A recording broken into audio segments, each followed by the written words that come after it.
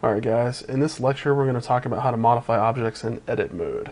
So in the last lecture we talked about the difference between edit mode and object mode, and now we're going to talk about how to actually do things in edit mode to tweak more complex objects like this monkey head. So I'm going to go ahead and put this monkey back at the center of our scene, and then recenter my view. Okay, so if I go into edit mode for the monkey, I can start doing things like moving the position of these ears, the eyes, things like that. Now, it's not always really simple to edit things more complex like this because you have to be aware that the head is one complete object that's connected to the ears and things like that. So I can't just go in and easily move this entire part of this ear around. So I'm going to go over something in this lecture that will kind of give you an alternate solution for kind of quickly editing more complex geometry like this without having to come in here and tediously try to select like every single vertex that you see. Sometimes there's no other way to do it than that, but we're going to try to get around some of that. So let's go over some tools and some keyboard shortcuts for things you're going to be using in edit mode that are going to be useful.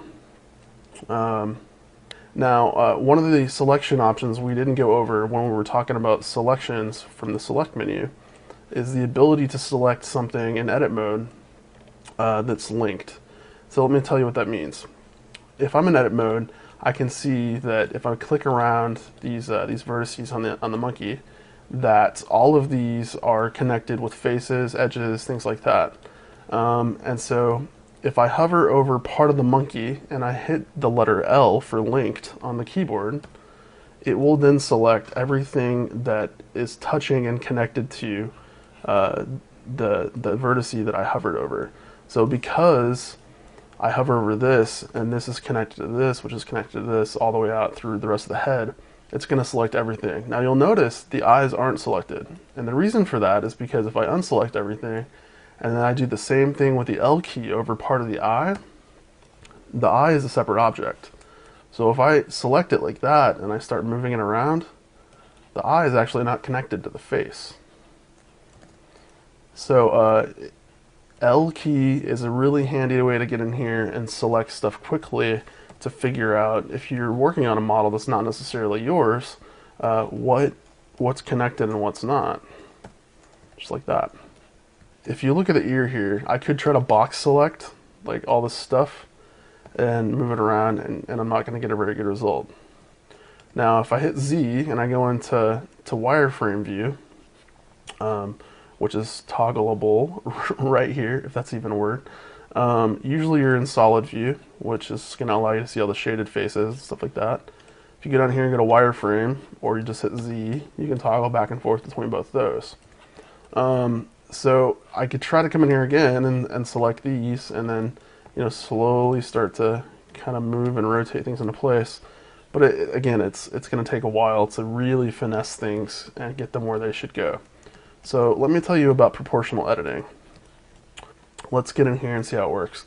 So if I select this vertex and I move it under normal conditions, it's just going to move that one point. But there's an option down here in the bottom right hand corner. If you look at this menu with a little circle in it, this is your proportional editing menu. So if I enable this, right now it's disabled. If I enable this, it'll turn on proportional editing. Now the keyboard shortcut for turning that on and off is just O for proportional editing. Okay? So right now it's on. Now if I start to move this vertex with my G command, this circle of influence around the outside is going to tell Blender what it should try to affect along with the vertice that's close to it.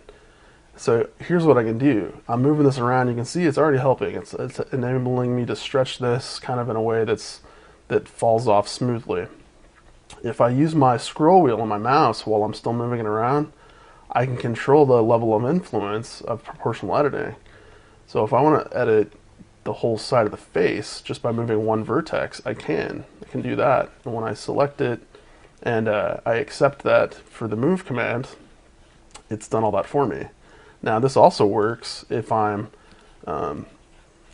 start to move and I start moving that back and I all right, well that's nice, but let's rotate instead. Well, it works with rotation as well, and it works with scale. It works with anything that you can do to modify this object. And as you can see, like, you could pretty quickly kind of create some interesting effects just using proportional edit. So you got kind of a Vulcan monkey thing going on there. It's kind of fun. But the same thing works with the eyes. If I come in here and proportional editing is off, and I scale the eyes, I can scale the eyes, but it's not connected, so it's not gonna affect any of the eyelid around it or the face, anything like that. But if I want to scale the eye and I want to have it affect everything around it, I can hit proportional editing, turn it on, change the level of influence with that middle mouse button scroll, and then I can kind of morph the face with it. So it's handy to really kind of come in here and tweak the eye pretty quickly without having to change a whole bunch of this stuff manually. So once we're in edit mode, let's go over some other things you can do while you're in here. Now we've talked about selecting with the L command, we've talked about proportional editing with the O command, and that can get you a long ways. But I'm going to go ahead and turn proportional editing off, and I'm going to show you how to do things on a smaller scale, a little more manually if you need to. Let's go over extruding, okay? So if I'm in here, I'm in vertex mode right now, which is this selection right here, and it's only going to allow me to select vertices on the monkey. Now if I want to select edges instead, I can go over to edge mode, which is right here, left click that, and now instead of these points where they intersect, I can right click and select the edges. And you can also do this for the faces. So if I left click there and then I right click on the center of these faces, it'll allow me to select them. Okay, so you can see this is pretty handy to be able to get in here and select different parts of the object. Now if I shift select all of these, it'll let me select all of them at once. I don't really do this ever, just because it can get a little hectic trying to tell Blender what you're trying to select as you go through. I'm usually either in face mode or vertex mode, but let's pop into face mode, and let's talk about some of the other tools. Now let's go over extruding. Extruding is a really powerful tool when you're first starting out because it's going to allow you to have the ability to kind of make things grow in your modeling. So let me show you what extruding does. Let's right click and select these faces here, and if you hit E on the keyboard for extrude, it's going to start an extrude command. Now you can see that blue line. If I start moving my mouse, it's going to add faces and connect them to where I extruded from, just like that. So it's going to automatically extrude along what's called the normal, and we'll talk about that a little later. But if I extrude here and I accept it, I've just added a bunch of geometry to the top of this monkey head. So if I wanted to give him a hat, this might be a fast way to do that. So that's the extrude command, and you can just keep doing this any direction along with your scale, things like that. And it's a pretty quick way to come in here and create more complex objects. And I'm just extruding, scaling, rotating, moving. I'm using all the commands we already know. So as you can see, like if you wanted to come in here and build, I don't know, a Trojan Vulcan monkey, then that would be the way to do it. So that's extrude, and it's really powerful. It's what I use, you know, I would say for most of the modeling that I do, it's extruding and then breaking down shapes and connecting them, things like that. So extrude is what you're going to use a lot if you ever get into modeling. Okay, let's say I did this and I'm like, all right, that's okay, but I don't want to keep going with the way this is looking. Well, let's get rid of some of this stuff. Now we've already gone over the X command for deleting stuff in object mode. In edit mode, it's a little different. If you select any part of an object, depending on what you have selected, it's going to give you options. So if I select everything I want to get rid of here, let's just say it's all of this stuff, and I hit X, it's going to say, all right, well, I know you want to delete something, but what do you want to delete? It'll give me an option to delete vertices, edges, faces. Dissolving will try to get rid of your geometry. in a very smooth way. And what I mean by that is it'll try to do it without leaving you with a whole bunch of open gaps. So if I just click dissolve faces, it's automatically tried to put one giant face that fills this entire hole in. And for a lot of reasons I won't get into right now, that's not a great way to go about things, because this 3D shape right here is an impossibility in the real world. So all of these faces have to be flat, and because this has concave edges, and from one side you can see it going in, but there's not technically any edges there, it's not really correct. So let's go into some of the other options. If I go to only faces, it's going to get rid of the faces, but it's going to leave all the edges that are around the faces. So that might be handy if you need to rebuild something in a different way. And then if I just click faces instead of only faces, it's going to get rid of everything about the faces, including the vertices and the edges. So that's what I use a lot, because I don't have a problem coming in here and rebuilding this section. So let's talk about how to do that. If we're in object or edit mode, and we've cut a hole in an object like this and we want to repair it, let's talk about different ways to do that. If we go over to the vertex mode again, I can now select these again, and we've got to close this gap somehow. We've got to reconnect things. Now you have an option. You can create new faces that are connected with edges in between these, or you could try to merge these two together and kind of sandwich them in a way that kind of joins your model back together like you're gluing it. So let's go over how to make faces first. So all you have to do to make a face is select at least 3 points, because the simplest face you can make is a triangle. And then once you have those 3 points selected, I'm going to do these actually. I can just hit the letter F on my keyboard for face, and it will create a face for me. So as you can see, now it's joined. I can move these around, everything's connected, and that's pretty simple. So if I want to do a quad, which is a 4-sided polygon, I can select 4 vertices, hit F, and there you go. You got a face again. Now this works with edges too. So if I just want to combine an edge, you can go into edge mode, or sorry, go back into vertex mode. Right click here, and then right click another vertice. And if I hit the F command again, it's going to just make an edge instead of a face. So you have to have at least 3 selected to make a complete face. So let's join this together here. F, join these, F, join these, F, join these, F. So there you go. The hole has been repaired. And so that's not a bad way to work. If you wanted to keep your geometry the way it was before, and you didn't want to add new stuff back in, I'm going to go ahead and undo all this stuff we just did. Let's talk about how to merge things. So let's say that I want to glue these edges back together. Well, all I have to do is select 2 of the vertices, and then again, I'm using keyboard shortcuts throughout this lesson, but if you want to do this with the menus, you can go to mesh, and then go into vertices, because that's the mode we're in, and you can go to merge for merge, and that's how you would do that. For faces, if you wanted to make the faces like we just did, you can go to face mode up here under mesh, and then go to fill, or sorry, make edge face, and that will do what we just did there. So let's talk about how to merge. So you can go to the menu, or you can hit Alt-M on your keyboard. Now it's going to give you options, just like most things do. It's going to say, do you want to merge at the first one that you selected? You want to merge at the second one you selected? Or do you want to merge in the middle, or wherever the 3D cursor's at? Or do you want me to just collapse them? So I usually go somewhere in the middle if I want to average it.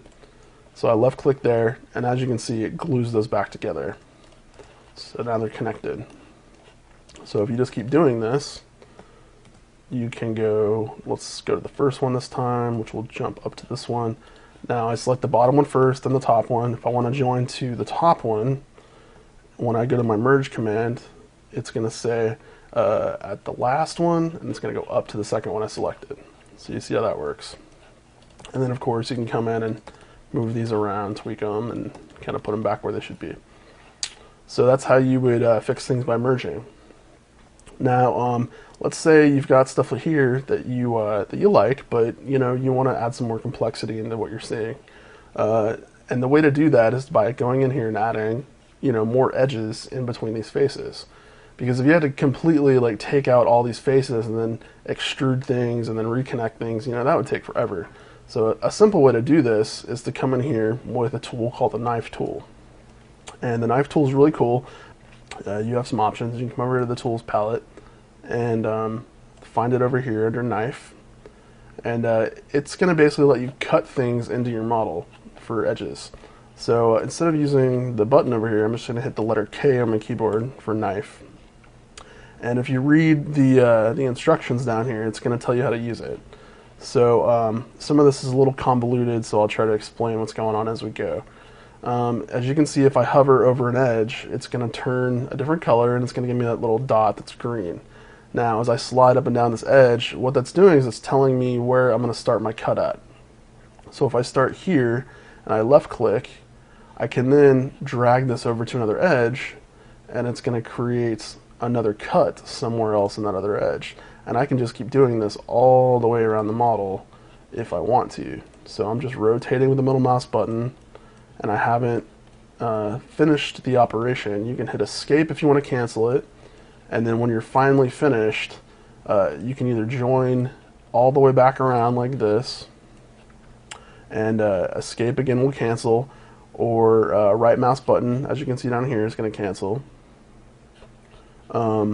If you hit return or enter on your keyboard, it's going to accept that. So as you can see, I've gone through and I've completely created a whole new set of edges, which has given me double the faces right here, and all that's editable. So if I scale that in, then you can see like I've created kind of this new shape. Now you don't have to do that all the way around. I would recommend working a little bit more this way because it's going to create more clean geometry. But if I just wanted to split everything along the back here instead, go to my K tool for knife, and then I can just cut these three. Actually, it messed up there, so I'm going to hit escape. Let's do that again. Going to cut these three, and then I'm going to hit enter, and it's going to automatically create this for me. Now you'll notice if I start moving this stuff around, technically there should be an edge here connecting to somewhere else, but there's not. Blender's not going to force you to do that, but be aware that if you do create geometry that's like this, where you have more than 4 sides, it's kind of a sort of a taboo thing in 3D. More advanced renderers, and as things get better and better, their engines are going to be able to handle it. But be aware that if you're modeling for games or anything related to something that's going to be using a more complicated algorithm, or you're going to be using the objects you're creating with other software, things like that, it's always good to have 4-sided objects only in your edited objects that make up your mesh, or triangles. Triangles or quads. If you get above that and you start having 5-sided polygons or more, again, you can convert those down to triangles when you export your model, but it's going to make things look a little weird if you start doing things like smoothing this out and adding modifiers and doing some of the stuff we're going to be doing later. So I try to always work with 4-sided shapes, polygons, or 3-sided polygons. And I really stick with 4. I try to avoid triangles as much as I can for the same reason. It sometimes creates weird artifacts when you're trying to smooth your objects out. So that's about it with some of the editing commands you can use in edit mode. That's really the bread and butter for getting in here and starting to model, guys. If you can review this lesson and learn the tools that we've gone over, you're going to be miles ahead of people that are trying to get in here and create their own stuff, because it's really about learning those simple tools, practicing with them, learning how to get proficient at them, and getting fast. That's really important too. So that's going to be it for the edit mode. And in the next lecture, I'm going to discuss how to combine and separate objects so you can make them easier to organize and edit. So I'll show you that in the next lesson.